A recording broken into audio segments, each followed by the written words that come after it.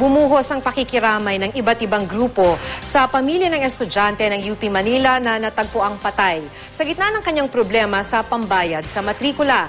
Maging daan daw sana ito para sa pagbabago sa Socialized Tuition and Financial Assistance Program o STFAP ng UP. Gayon din sa kabuuang sistema ng edukasyon sa Pilipinas. Makibalita tayo kay Maria Bulaklak, ausente. Mga itim na laso at mga bakas ng kamay ang ibinandera ng iba't ibang grupo sa bako ng University of the Philippines sa Maynila. Maging ang estatwa ng oblation, binalutan nila ng itim na tela.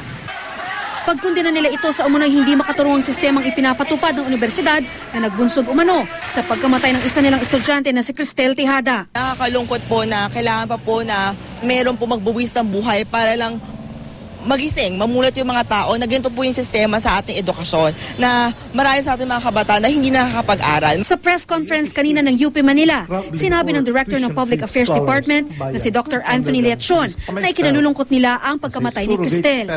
Nakikiramay rin daw sila sa pamilya. Pinag-aaralan na raw ng pamunuan ng UP ang pag-amyenda sa mga patakaran at pagdadagdag ng financial aid para sa mga estudyanteng mahihirap. We do not wish to give anyone a difficult time. We dream for them as they aspire for their future. As administrators, we are not enemies. Ang pamilya ni Cristel, labis pa rin ang dalamhati. Pero bahagya raw naiibsan ang lungkot na nadarama nila dahil sa patuloy na pagdating ng mga nakikiramay.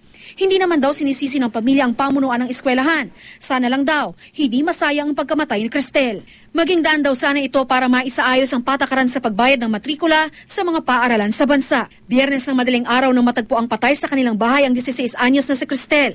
May 10, 2012 nang mag-enroll siya sa BA Behavioral Science course sa UP Manila.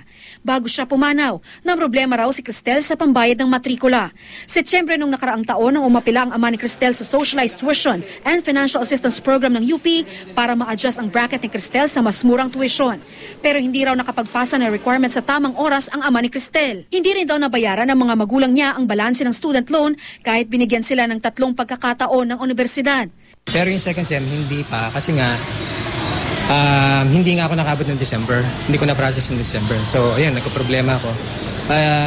January 26, bumalik ulit ako kay Vice Chancellor. Sumulat ulit ako. Ay, naku, hindi na pwede to. Sabi niya, anong late na? Tapos inano niya na ang gagawin na lang daw ni Cristel, mag-force leave of absence siya. Sa kabila nito, nakiusap pa rin daw ang mga magulang ni Cristel sa mga opisyal. Noong nakaraang Miyerkules, nag-file ng leave of absence si Cristel. Naaprobahan ito ng sumunod na araw. Kinabukasan, natagpuan na siyang patay. Maria Bulaklak, ausente, GMA News.